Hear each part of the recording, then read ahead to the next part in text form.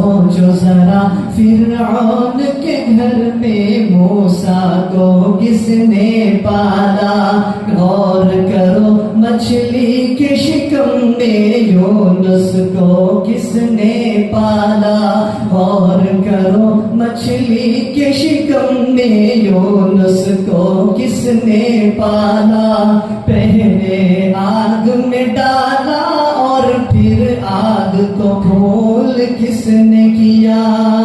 पहले आग में डाला और फिर आग को फूल किसने किया। उसके नाम